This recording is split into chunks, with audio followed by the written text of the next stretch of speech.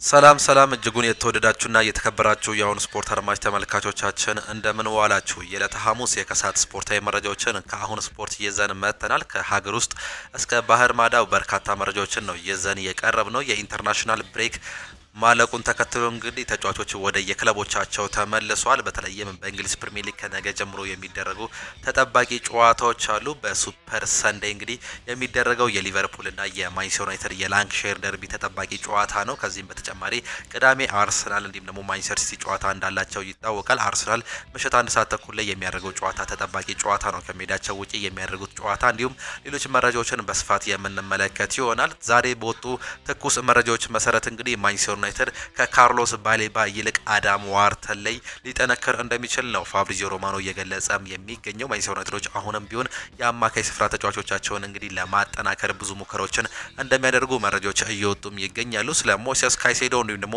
ኬላን ይልዲዝ በቼልሲ ቤት የምናነሳቸው ጉዳዮች አሉ። ጋብሪኤል ማርቲኔሊ በአርሰናል ቤት ስላለው ጉዳዮችም ያነሳቸውን ሀሳቦች በስፋት የምንመለከት ይሆናል። ከእናንተ የሚጠበቀው ሰብስክራይብ በማድረግ የቤተሰባችን አባል እንዲሆኑ ነው የምንጋብዛችሁ። ላይክ በማድረግ ደግሞ እንድታበረታቱን እንጠይቃችኋለን። ሁሌም አዳዲስና ትኩስ ስፖርታዊ መረጃዎችን ለማግኘት አሁን ስፖርት ምርጫችሁ ይሁን ነው የምንለው። እኛ ቀጥታ ወደ ፕሮግራሞቻችን አለፍን።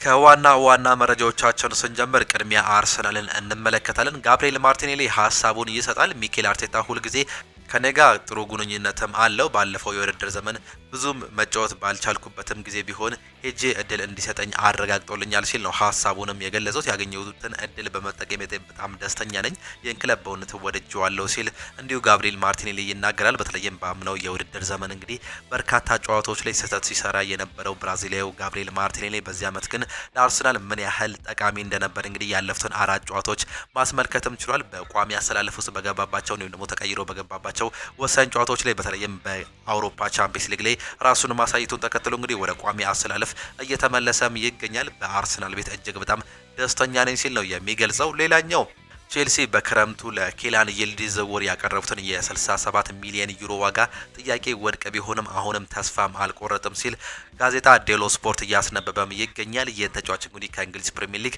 ቼልሲ፣ ማንቸስተር ዩናይትድ እንዲሁም ደግሞ አርሰናል የሱ ዋነኛ ፈላጊዎችም ናቸው። በጣሊያን ሴሪ ራሱን እያሳየም የሚገኘው የቱርካዊ ተጫዋች እንግዲህ በቱርክም እንግዲህ ጥሩ እንቅስቃሴ ማድረግም ችሏል። በአሁኑ ሰዓት ላይ ቼልሲዎች ይህን ተጫዋች የግላቸው ለማድረግ ብዙ ሙከሮችን እያደረጉም ይገኛሉ።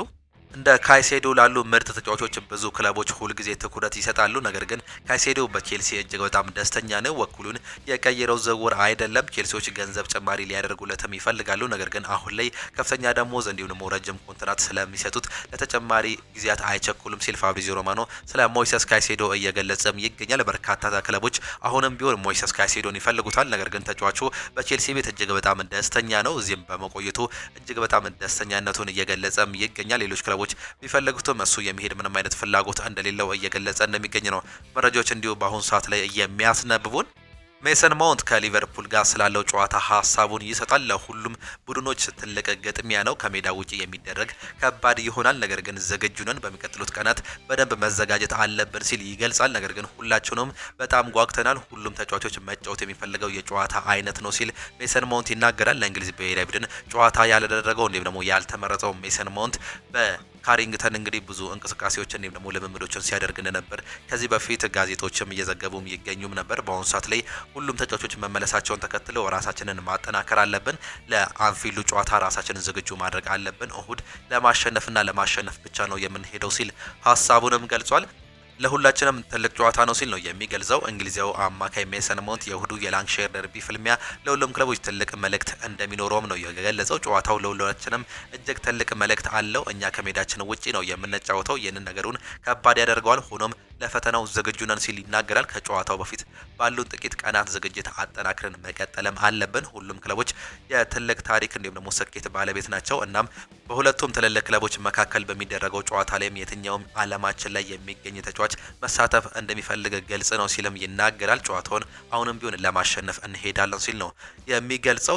የማንቸስተር ዩናይትድ አሰልጣኝ ሩበን አሞሪም በቅርቡ ክለቡን ሊቀይረው በሚችለው እንግሊዛዊ አማካይ ላይ እየተደነቀ ነው የሚገኘው። በቢልድ ዘገባ መሰረት ከሆነ ማንቸስተር ዩናይትድ በቦርሲያ ዶርትመንድ ስላለው የረጅም ጊዜ ቆይታ ጥያቄዎች እየተነሱበት ያለውን ጆብ ቤሊንጋምን ከሚከታተሉ ክለቦች መካከል አንዱ እንደሆነም ተዘግቧል። የ20 ዓመቱ አማካይ የሪያል ማድሪድ ኮከብ የሆነው ጁድ ቤሊንጋም ታናሽ ወንድም ሲሆን ጀርመን ውስጥም ባሳየው የተቀላቀለ ጅማሮ ከፍተኛ ፍላጎትም አሳድሯል። ማንቸስተር ዩናይትድ የረጅም ጊዜ አማራጭ እንደሚመለከተው እንዲሁም ደግሞ አሰልጣኝ ሩበን አሞሪም ዝውውሩን እንደሚደግፍ በመዘገቡ ሊፈጠር የሚችለው ለውጥ ከፍተኛ ትኩረት ሊስብ እንደሚችል ነው የሚገለጸው። ቤሊንጋም በ2025 ክረምት ሰንደርላንድን ለቆ ቦሩሲያ ዶርትመንድን ቢቀላቀልም ቋሚ አሰላለፍ ውስጥ ቦታውን ለማስጠበቅም ተቸግሯል። በቅርቡ ጨዋታዎች የተወሰኑ ደቂቃዎችን ብቻ ሲያገኝ የቆየ ሲሆን በእድገቱ ላይ የተፈጠረው ጥርጣሬ ዩናይትዶች እንዲሁም ሌሎች ክለቦች ይህንን ሊጠቀሙበት ይችላሉ የሚል ግምትም አለ። ይህንን ከተባለም ቦሩሲያ ዶርትመንድ በቀላሉ አንድ ወጣት ተጫዋች ከሚገባው ዋጋ ባነሰ ማውጣትም አይፈልጉም። ክለቡ ቤሊንጋምን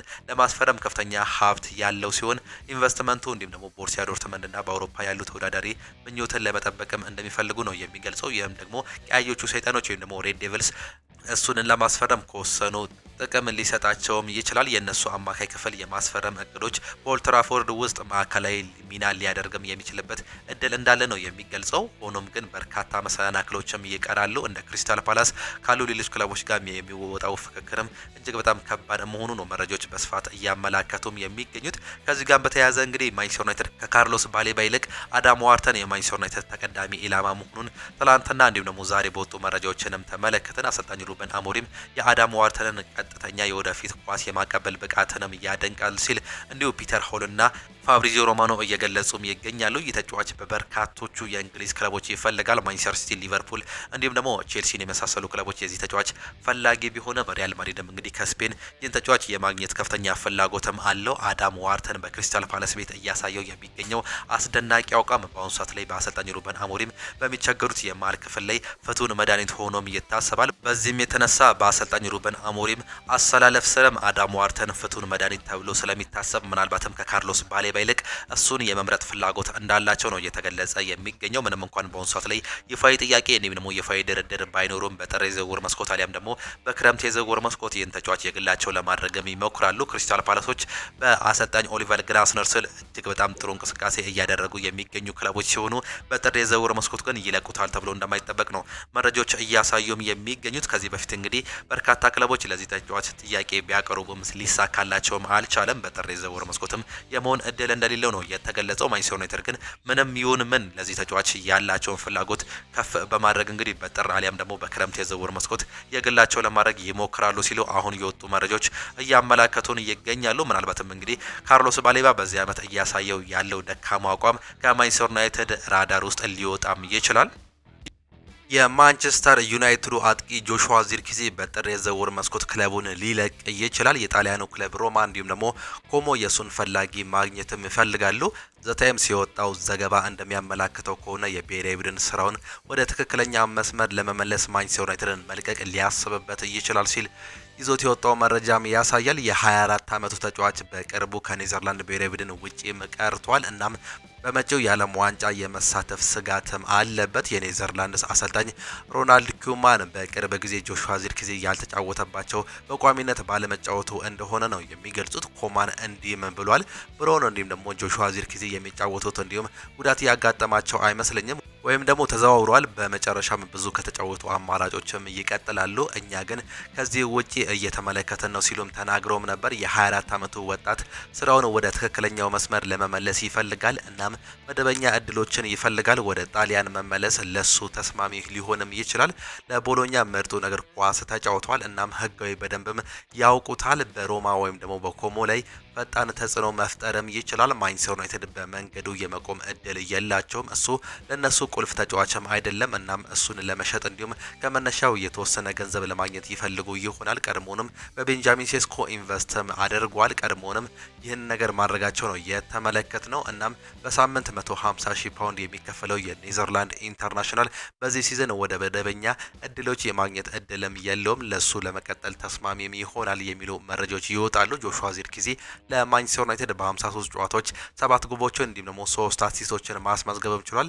እርምጃው አልተሳካም ማለትም ይቻላል። ሮማዎች ለተጫዋቹ ተመጣጣኝ ገንዘብ ለመክፈልም ተዘጋጅተዋል ወይም ሮማዎች ለተጫዋቹ ተመጣጣኝ ገንዘብ ለመክፈል ተዘጋጅተዋል የሚለው ወደፊት የሚታይም ይሆናል። ሪፖርቱ በጥር ወር ውስጥ የብድር ስምምነት በካርዶች ላይ ሊሆንም ይችላል። በሚቀጥሉት ጥቂት ሳምንታት ውስጥ ሁኔታው እንዴት እንደሚፈጠር ማየቱም አስደሳች ይሆናል ሲል ቲም ቶክ ይዞት የወጣው መረጃ በሰፊው እያመላከተ ነው የሚገኘው። ሌላኛው ማንቸስተር ዩናይትድ ማቴዎ ሬቴጉን ከሳውዲ ፕሮ ሊግ ክለብ አልቃዲሲያ በቀጣዮቹ 2 የዝውውር መስኮት ማስፈረም ይፈልጋል ሲል ሌላኛውን መረጃ ይዞትም ወጥቷል። ከሰንደርላንድ ጋር ከሚያደርጉት ጨዋታ በፊት ማንቸስተር ዩናይትድ በኢንተርናሽናል እረፍት ላይ ሩበን አሞሪም ተተኪዎችን እንደሚያፈላልግ የሚነገሩ ወሬዎችም ነበሩ። ሆኖም አሞሪም በቀያዮቹ ሰይጣኖች ባለፈው ሳምንት መጨረሻ በኦልድ ትራፎርድ ጥቁሮች ድመቶችን 2-0 በማሸነፍ ማንቸስተር ዩናይትድ በፕሪሚየር ሊጉ የደረጃ ሰንጠረዥ ከፍተኛ ግማሽ ላይ ሲገባም ተመልክተናል። ማንቸስተር ዩናይትድ በአሁኑ ጊዜ ከተጨማሪ ጫና የራቀ አንድ ደካማ ውጤት ይመስላል። ምክንያቱም ወጥነት ባለማግኘታቸው የማንቸስተር ዩናይትድ ዋና አሰልጣኝ ከዓለም አቀፍ እረፍት በኋላ ባደረገው የመጀመሪያ ጨዋታ አንፊልድ ላይ ሊቨርፑልን ይገጥማሉ። ሰር ጂም ራትክሊፍ በኦልድ ትራፎርድ ከ3 ዓመታት ቆይታ በኋላ አሞሪምን ለመደገፍ ይፈልጋሉ። ነገር ግን ከ34 የፕሪሚየር ሊግ ጨዋታዎች 37 ነጥብ በማግኘቱ ያስመዘገበው ሪከርድ በእርግጠኝነት በቦርዱ ክፍል ውስጥ የማንቂያ ደወሎች እያስተጋባም ይገኛል። ነገር ግን ወይም ደግሞ አሰልጣኝ ሩበን አሞሪምን ሊደግፉ ይችላሉ። ምክንያቱም ማንቸስተር ዩናይትድ በውድድር ዘመኑ ባደረጋቸው የመጀመሪያ 7 የፕሪሚየር ሊግ ጨዋታዎች 9 ነጥቦችን ብቻ እንዲሁም ደግሞ ጎሎችን ማስቆጠር ለመቻሉ እየታገለም ይገኛል። ይህን መጠን ከወራጅ ቀጠናው ለማውጣት ጥሩ ይሆናል። ነገር ግን የደረጃ ሰንጠረዥ ከፍ ለማድረግ አላማ ላለው ክለብ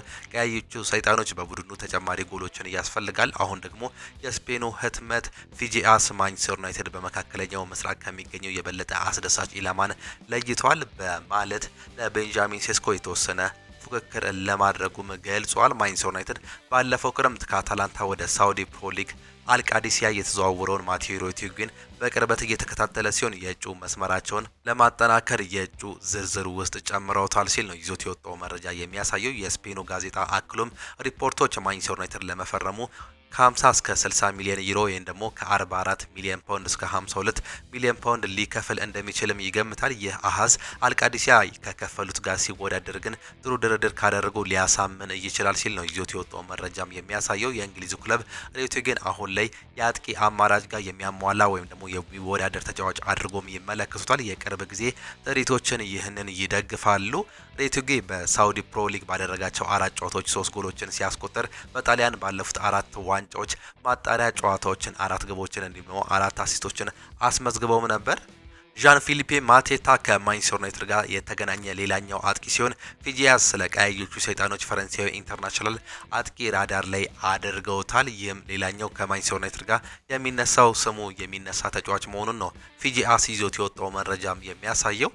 የማንቸስተር ዩናይትድ ተመልካች ፒተር ሽማይከል በቀያዮቹ ሰይጣኖች በአሰልጣኝ ሩበን አሞሪም እየታገለ ባለበት ወቅት በቀድሞ ክለቡ ያሳለፋቸውን ደካማ የዝውውር ሁኔታዎች ናቸው ብሎ የሚገምትበትን ነገርም ገምቷል። የማንቸስተር ዩናይትድ ክለብ በአሁኑ ሰዓት ላይ በፕሪሚየር ሊጉ የደረጃ ሰንጠረዥ 10ኛ ላይ ተቀምጧል። ነገር ግን በአመቱ መጀመሪያ ያሸነፉት 6 ከፍተኛ ሊግ ጨዋታዎችን ብቻ ነው። ባለፈው የውድድር ዓመት መጨረሻ ክለቡ በአንደኛ ዲቪዚዮን 15ኛ ሆኖ ሲያጠናቅቅ የነበረውን ደካማ አቋም ለማስተካከል አሰልጣኝ ሩበን አሞሪም በክረምት የጅምላ ሽያጭ ለውጦችን በመቆጣጠር ማቲያስ ኩኛ፣ ብሪያን ምቤሞ እንዲሁም ደግሞ ቤንጃሚን ሴስኮን ጨምሮ ክለቡን ከአርቢ ሌቪዚክ 74 ሚሊዮን ፓውንድ የተቀላቀለውን ተጫዋችም አምጥቷል። ማንቸስተር ዩናይትድ ማርከስ ራሽፎርድን፣ ጄደን ሳንቾን፣ አንድሬ ኦናና እንዲሁም ደግሞ ራስመስ ሆይሉንድን ጨምሮ በርካታ ትላልቅ ስሞችን ያላቸው ተጫዋቾችን በውሰት ለአውሮፓ ታላላቅ ክለቦችም ሰጥቷል። ከነዚያ ብድር ተበዳሪዎች መካከል እንደ ራስመስ ሆይሉንድ በናፖሊ ማረፊያ በኦልድ ትራፎርድ ላይ ከሁለት አስከፊ የውድድር ዘመናት በኋላ ሊታሰብ በማይችል መልኩ እጅግ በጣም ተጨማሪ እክልም ሆኖም ገጥሞም ነበር። ነገር ግን በናፖሊ ጥሩ እንቅስቃሴም እያደረገም ይገኛል። ዴንማርካዊ ኮከብ በአንቶኒዮ ኮንቴ ቡድን ባደረጋቸው 4 የሴሪ ጨዋታዎች 2 ጊዜ ግብ ማስቆጠር የቻለ ሲሆን በሻምፒየንስ ሊግም 2 ጎሎችን ማስቆጠር ችሏል። በናፖሊ የሚያደርገውን ማየት ያለብህ ከኬቨን ዴብሬና እንዲሁም ደግሞ ስኮት ማክቶሚናይ ጋር ለመጫወት ብቻ ነው፣ ጎሎችን እያስቆጠረ ነው ሲል ፒተር ሽማይከል በማለዳ ፖድካስት የቢቢሲ ኤክሱ ላይ ገልጾም ነበር። ይህንን ያለማቋረጥ ለ2 ዓመታት ተኩል ተናገር ያለው ራስመስ ሆይሉንድ ለማንቸስተር ዩናይትድ በአመት 25 ጎል የሚያስቆጠር አጥቂም ይሆናል። ነገር ግን አገልግሎት ያስፈልጓል ብዬም ተናገሬም ነበር። ባለፈው የውድድር ዘመን በጣም ጥቂት ግቦችን ያስቆጠረውን ስታቲክስ ላይ እንዲሄድ ፈቀደለት እና ቤንጃሚን ሴስኮ በምናልባት ጊዜ ማቲያስ ኩኛ እንዲሁም ደግሞ ብሪያን ምቤሞ ስታስገባ ለራስመስ ሆይሉንድ የመጀመሪያ ደረጃ አገልግሎት ይሰጣል ሲል ነው የሚናገረው። ሽማይከል በመጀመሪያ ደረጃ ሴስኮን ለማምጣት በመወሰኑ ራስመስ ሆይሉንድ ገና በክለቡ እያለ በዴንማርክ አገልግሎት እጥረት ምክንያት ትንሽ እንግዳ እንደሆነም መጠቆሙ ነው የሚገልጸው።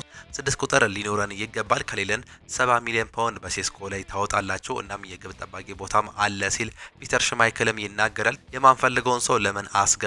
ምክንያቱም የምልመላ መሪ የመልማይ ጊዜያቸውን ከአርቢ ሌፕዚግ ክሪስቶፈር ቪቬል ነው እናም እሱ ምልክት ማድረግም አለበት ሲልም ይናገራል። ሽማይክል አክሎም ከቪቬል አሞሪም እንዲሁም ደግሞ የቀድሞ ስፖርቲንግ ዳይሬክተር ዳን አሾርዝ እና ጀሰል ዊልኮክስ ጋር በውሳኔ አሰጣጥ ላይ የተለያዩ አጀንዳዎች ያላቸው አንዳንዶቹ ያምናሉም ሲል ይናገራል። ይህ ደግሞ አለመረጋጋትን ያመጣል። በዓለም አቀፍ የእረፍት ጊዜ የብድር ስምምነት በሚቀጥለው ክረምት የመግዛት ግዴታን ያካተተ ራስመስ ሆይሉንድ የክለቡ ቅርጽ በዓለም አቀፍ ደረጃ ሊጎለብትም እንደሚችልም አረጋግጧል። ቤላሩስ ላይ ጎልም አስቆጥሯል ሲል ይናገራል። ነገር ግን የ22 ዓመቱ አዲሱ የናፖሊ ቡድን ጓደኛው ማክቶሚናይ ነው። በሽማይክል እይታ ማንቸስተር ዩናይትድ ባለፉት ጥቂት የውድድር ዘመናት ካደረጋቸው ትልልቅ የዝውውር ስህተቶች አንዱን ይወክላል ሲል ነው የሚናገረው። ስኮትላንዳዊ ኢንተርናሽናል በወጣትነት ህይወቱ መጀመሪያ ጀምሮ በማንቸስተር ዩናይትድ የነበረ ሲሆን በ2024-25 መጀመሪያ ላይ ወደ ናፖሊ ለመዘዋወር የጠየቀው የኤሪክ ቴናግ ቋሚ ሞገስ ማግኘት ባለመቻሉ ነው የሚገልጸው። በመቀጠል ማክቶሚናይ 13 ጎሎችን በማስቆጠር እንዲሁም ተጨማሪ 6 ለሚሆኑ ጎሎች አመቻችቶ በማቀበል ናፖሊ ስኩዴቶውን እንዲያረጋግጥ እንዲሁም በሂደቱ የሊጉ ምርጥ ተጫዋች ተብሎ መመረጡም የሚታወሰም ጉዳይ ነው። ለሽማይክል በቅርቡ የክለቡ መልቀቅ ተስፋ መቁረጥ አመላካችም ነበር ሲል ነው የሚናገረው። በተለይ ተጫዋቾቹ ማንቸስተር ዩናይትድን በጣም ስለሚያከብሩ ነው ሲል ይናገራል። ችግሩ ሁለገብነትም ነበርም ምክንያቱም በአንድ ቦታ ላይ ብቻ መጫወት የሚችሉ ተጫዋቾች አሉ ሲል ሽማይክልም ይቀጥላል። ቡድኑ እንዲገነባ አስተዳደሮቹ አላመኑበትም ሲል ይናገራል። እነዚህ ሁለቱ ናፖሊ ለምን እንደሚገኙ አልገባኝም በማለት ራስመስ ሆይሉንድ በልጅነቱ የክለቡ ትልቅ ደጋፊ እንደነበር እንዲሁም ደግሞ በፍጹም ቅሬታ ስላላቀረበ የኦልድ ትራፎርድ ታማኝ ፍቅር እንዳነሳም ነው የሚገልጸው። ይልቁንስ ሁለቱ ተጫዋቾች በካምፒያ አስማተኛነታቸውን መስራታቸውም ቀጥሏል። ናፖሊ ከዓለም አቀፉ እረፍት በፊት የሴሪያ ደረጃውን አናት ላይ መቀመጡንም የምናስታውሰውም ጉዳይ ነው። እነዚህ ሁለቱ ተጫዋቾች ማለትም ራስመስ ሆይሉንድ እንዲሁም ደግሞ ስኮት ማክቶሚናይ በናፖሊ መኖራቸው እጅግ በጣም ብዙ ነገሮችን ለውጠዋል። በማንቸስተር ዩናይትድ ግን መቀመጥ የነበረባቸው ተጫዋቾች ናቸው። አሁንም ቢሆን ቤንጃሚን ሴስኮ በራስመስ ሆይሉንድ ቦታ ላይ መምጣት ተመሳሳይ ጊዜን ሊያሳልፍ ይችላል ሲል ነው የራሱን ሀሳብም የሚገልጸው። ቼልሲዎች የላዚዮን ተከላካይ ማሪዮ ጊላን በመጪዎቹ ወራት የማስፈረም ፍላጎትም አላቸው። የ25 ዓመቱ ተጫዋች ለጣሊያኑ ክለብ ጥሩ እንቅስቃሴም አድርጓል። ቼልሲዎች ወደ ፕሪሚየር ሊግ ለማምጣት እየፈለጉም ይገኛሉ። የቀድሞ የሪያል ማድሪድ ተጫዋች በአሁኑ ሰዓት በጣሊያን ሊግ ውስጥ ካሉ ምርጥ ተከላካዮች አንዱ ነው። እንዲሁም ደግሞ ጊላ ለቼልሲ ጥሩ ተጨማሪ ሊሆንም ይችላል። ሰማያዎቹ ከኋላ ካሉት በርካታ የጉዳት ችግሮች እንዲሁም ደግሞ እየታገሉ ሲሆን ጥራት ያለው የመሃል ተከላካይም ይፈልጋሉ። በጥር የዝውውር መስኮት ተጫዋቹን ለማስፈረም ይችሉ እንደሆነ ማየቱ አስደሳችም ይሆናል። እንደ ፉትቦል ኢንሳይደር ዘገባ ብራይተንም ተጫዋቹን ለማስፈረም ፍላጎትም አለው። በቅርቡ ቶተናም በጊላ ላይ እየተከታተሉ መሆናቸውንም ገልጾም ነበር። ማሪዮ ጊላ ሙሉ እግር ኳስ ተጫዋችም ነው። ጊላ ጥራት ያለው ተከላካይ ከመሆኑ በተጨማሪ ልዩ ተጫዋችም ያደርገዋል። እናም ከጥልቀት ውስጥ ፈጠራ እንዲሁም ደግሞ ቁጥጥርን ይጨምራል። ከስፔናዊ ተከላካይ ባለፉት 12 ወራት 91% የማለፍ ትክክለኛውን እንዲሁም ደግሞ 4.8 ተራማጅ ቅብብሎችን 1.4 ተራማጅ ኳሶችን የ90% ደቂቃ አቀርቦም ነበር ይለናል። ይህ ስታቲክስ በዘገባው ተጫዋቹ ወደ ህይወት ከፍተኛ አመራር እንዲሁም ደግሞ ጥሩ ደረጃ ላይ እየገባም ይገኛል። ከፍተኛ ጥራት ካላቸው ተጫዋቾች ጋር በተሻለ ቡድን ውስጥ ሲጫወት የበለጠ ሊሻሻልም ይችላል። ወደ ቼልሲ መሄድ እውነተኛ አቅሙን ሊከፍትም ይችላል። እሱ በከፍተኛ ደረጃ መወዳደር ፍላጎትም አለው። እናም በዓለም ላይ ካሉ ትልልቅ ክለቦች አንዱን መቀላቀል ለሱ በጣም አስደሳችም ነው የሚሆነው። ቼልሲ በእርግጠኝነት ብራይተንን በማሸነፍ የፋይናንሻል ጡንቻዎች አላቸው። ስምምነቱን ማጠናቀቅ ይችሉ እንደሆነ ወደፊት የሚታየም ይሆናል። የጣሊያኑ ክለብ ተጫዋች በዝውውር አመቱ አጋማሽ እንዲሸጥ ማሳመንም ከባድ ነው። በጥር የዝውውር መስኮት ምርጡን ተከላካይ ማምጣትም አይፈልጉም። ቼልሲ ስምምነቱን ለመጨረስ ፕሪሚየር ሊግ መክፈል ይኖርበታል ሲል ነው እንዲሁ እየገለጸም የሚገኘው። ስፔናዊ ሪያል ማድሪድ መልቀቅ ነበረበት። ወደ ቼልሲ መዛወር በህይወቱ ውስጥ ጥሩ ቀጣይ እርምጃ ሊሆን እንደሚችል እንዲሁ እየገለጸም ይገኛል። ሌላኛው የቼልሲ አለቆች በተቻለ መጠን ብዙ ወጣት ተሰጥኦ ያላቸውን ለማሳደግ ከፕሮጀክታቸው ወርቃማ ልጅ እጩዎችን ዝርዝር እንደማረጋገጫም ያያሉ። ወርቃማው ልጁ በቱቶ ስፖርት ድርጅት የተቋቋመ ስፖርት ሲሆን በስፖርት ጋዜጠኞች የሚሰጠው ሽልማት በአውሮፓ ለሚጫወቱ ወጣት እግር ኳስ ተጫዋቾች በአንድ አመት ውስጥ እጅግ አስደናቂ ነው ተብሎም ይታሰባል። ሁሉም ተሸላሚ ከ21 አመት በታች መሆኑ በአውሮፓ ሀገር ከፍተኛ ደረጃ ላይ መጫወትም አለባቸው ሲልም ነው የሚገልጸው። ከዚህ ቀደም አሸናፊዎች ሊዮኔል አንድሬስ ሜሲ በ2005 ኪሊያን ምባፔ በ2017 እንዲሁም ደግሞ ጁድ ቤሊንጋም በ2023 ሲሆኑ የ2024 ሽልማት የስፔን ኢንተርናሽናል ላሚን ያማል ሲሆን በ2025 እጩዎች ተወዳዳሪዎች ውስጥ የለም። ምክንያቱም ማንም ተጫዋች ሁለት ጊዜ ይህንን ነገር ማሸነፍ እንደማይችል ይታወቃል። በእጩ ዝርዝር ውስጥ ከተካተቱት 25 ተጫዋቾች መካከል 20 ያክሉ በፉትቦል ቤንችማርክ ኢንዴክስ ደረጃቸው በቀጥታ ብቃታቸውን አረጋግጠዋል። ሌሎች 5 የዱር ካርድ ተጫዋቾች በቱቶ ስፖርት ኤዲቶሪያል ሰራተኞች የተመረጡ 25 ዝርዝር ውስጥ ለማጠናቀቅም ተቃርበዋል። ከቀረቡት እጩዎች ውስጥ 10ሩ የፕሪሚየር ሊግ እንዲሁም ደግሞ ቼልሲ ከሪያል ማድሪድ እንዲሁም ደግሞ ፒኤስጂ በጥምረት ከፍተኛ ተጫዋቾችን ይዘዋል። ብራዚሊያው ድንቅ ስቲቮ በእርግጠኝነት የማሸነፍ እድልም አለው። ምናልባትም ማንኛውም የፕሪሚየር ሊግ ተጫዋች የተሻለ እድልም አለው። ነገር ግን በእህት ክለብ ስትራስቡርግ በውሰት የሚገኘው ጁሪየል ሃቶ እንዲሁም ደግሞ ማማዱ ሳር እንዲሁ ፉክክር ውስጥ ናቸው። በውድድር መጨረሻም ክለቡ ለስፖርቲንግ የሚቀላቀለው ጆቫኒ ኩዌንዳም እክል እንዲሁም ደግሞ በሌሎቹም የሚጠበቅም ተጫዋች ነው። ማይክል ሉዊስ ስኬሊ በአርሰናል ቡድን ውስጥ የነበረውን ቦታ በሪካርዶ ካላፊዮሪ በማጣቱ ባለፈው የውድድር ዓመት መጨረሻ ላይ የበለጠ በራስ የመተማመን ስሜትም ይኖረዋል። ኢታን ንዋኔሪ ደግሞ በኤሚሬትስ አዲስ ልጅ ማክስ ዶማን ከሱ ጋር ለሽልማት ሊወዳደር ባለማየቱ ደስተኛም ይሆናል። ቶተናም የሰሜን ለንደን ተቀናቃኞች ሉካስ በርግቫን ወይም ደግሞ አይክ ግሬን ሁለቱ የውጤት እንዳላገኙ ሁሉ ሌኒ ዩሮ፣ ጆቫኒ ሊዮኒ እንዲሁም ደግሞ ኒኮ ኦይሬሊ የማንቸስተር ዩናይትድ፣ የማንቸስተር ሲቲ፣ የሊቨርፑል ተጫዋቾችም ተስፋም ያላቸው ተጫዋቾች መሆናቸው ነው እየተገለጸ የሚገኘው። ግን በአሁኑ ሰዓት ላይ ስቲቮ በቼልሲ ቤት እጅግ በጣም ትልቅ ተስፋ የተሰጠውም ተጫዋች ነው። እጅጉን የተወደዳችሁና የተከበራችሁ የአሁን ስፖርት አድማጭ ተመልካቾቻችን ለዛሬ የነበረን ስፖርታዊ መረጃዎቻችን ይህንን ይመስሉ ነበር። ፕሮግራሞቻችንን እንዴት አያችኋቸው? ሀሳብ አስተያየታችሁን ኮሜንት ቦክስ ላይ ልታጋሩ ትችላላችሁ። የዛሬ የአሁን ስፖርት ፕሮግራሞቻችን በዚሁ የሚጠናቀቁም ይሆናሉ። በነገው ጠዋት ፕሮግራሞቻችን እስከምንገናኝ ድረስ ግን ቻው ቻው፣ መልካም ጊዜ፣ መልካም ምሽት እንዲሆንላችሁ ዳግምም ተመኘን።